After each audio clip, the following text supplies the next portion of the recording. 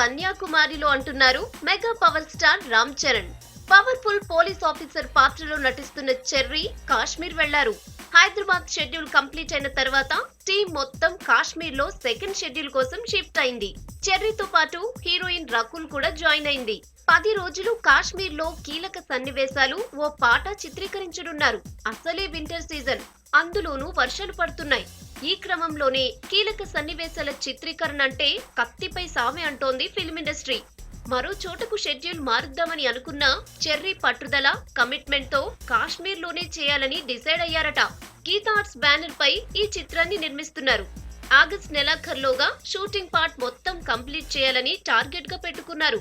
September నెలాఖరులో movie release కు కూడా plan చేసుకున్నారు. ఈ క్రమంలోనే అనుకున్నది అనుకున్నట్లుగానే షెడ్యూల్ కంప్లీట్ చేయాలని పక్కా వ్యూహంతో ముందుకెళ్తోంది యూనిట్.